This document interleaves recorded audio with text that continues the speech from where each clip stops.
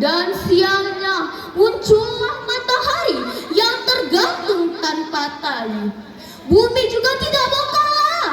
Gunung-gunung yang menjulang tinggi, lautan luas tidak bertepi. Di dalamnya terdapat ikan hiu dan cumi-cumi yang diolah oleh manusia menjadi terasi. Mantap sekali. Tak lupa pula salawat bertagaikan salam sama-sama kita sanjungkan kepada Baginda Muhammad sallallahu alaihi wasallam yang rela berbaju putih tanda kesucian dan pulang berbaju merah berlumuran darah tanda keberanian demi menegakkan kalimatullah la ilaha illallah, tiada Tuhan selain Allah. Yang saya hormati Dewan Juri yang arif dan bijaksana, yang saya hormati Ibu Bapak Ustadz dan Ustazah, dan yang saya banggakan teman-teman seperjuangan dengan saya. Adapun judul pidato saya kali ini ialah menjadikan momentum Nabi menjadi momentum kita meneladani akhlak kepemimpinan Rasulullah.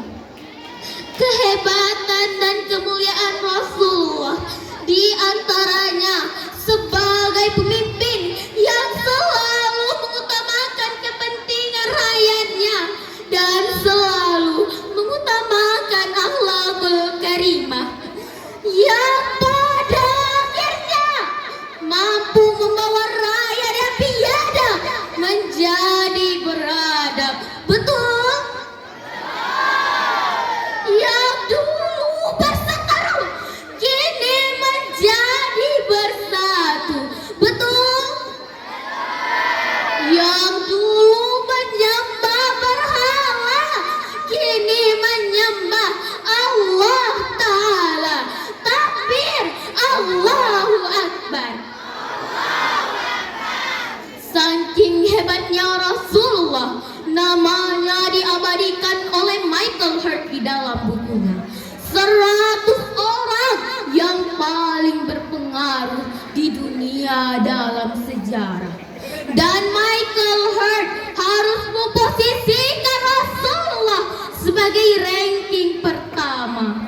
Ketika itu Michael ditanya, apa alasan engkau memposisikan Rasulullah sebagai ranking pertama?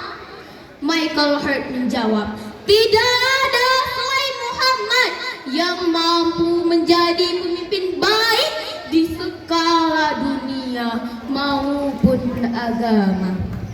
Allah berfirman dalam surah Al-Ahzab ayat 21 yang berbunyi, Bismillahirrahmanirrahim. Laqad kana lakum fi Rasulillahi uswatun hasanah liman kana yarjullaha wal yawmal akhir wa zakarallaha katsira. Sungguh telah ada pada diri Rasulullah itu suri teladan yang baik bagimu, yaitu bagi orang yang mengharap rahmat Allah dan kedatangan hari kiamat, dan yang banyak mengingat Allah. Makna dari ayat yang tadi saya bacakan menurut Imam Ali As-Sabuni di dalam kitab Safwatut Tafasir menjelaskan bahwa Rasul merupakan figur yang luhur, contoh yang tinggi yang patut kita ikuti dengan sepenuh hati, baik perkataannya, perbuatannya maupun ketetapannya. Jamaah, oh jamaah, alhamdulillah.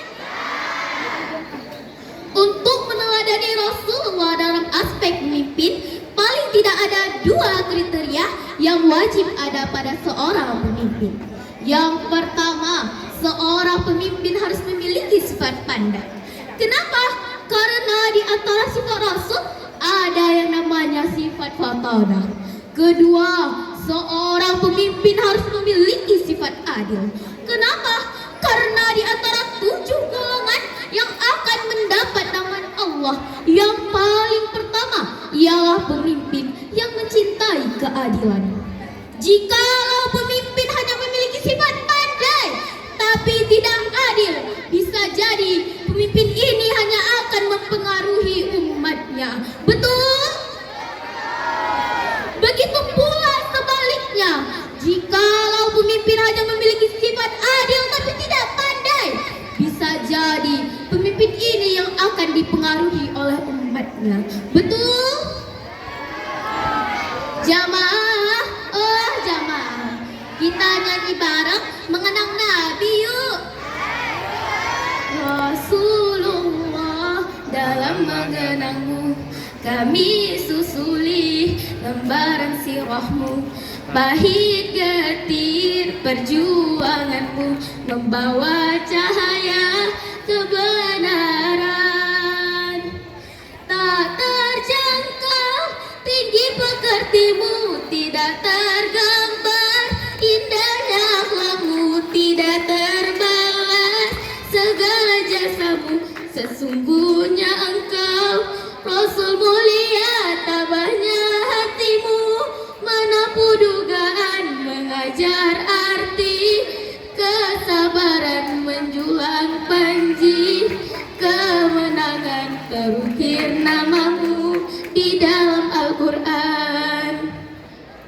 Oleh karena itu hadirin, sudah seharusnya seorang pemimpin berakhlak dan mengikuti strategi Rasul dalam memimpin dan mengemban amanah, yakni selalu mengutamakan kepentingan rakyatnya dan selalu mengutamakan akhlakul karimah. Hanya ini yang dapat saya sampaikan, lebih kurangnya mohon dimaafkan. Kalau hendak makan ketupat, cobalah dimakan ketika hangat. Kalau hendak mendapatkan rahmat, jawablah salam ini dengan penuh semangat.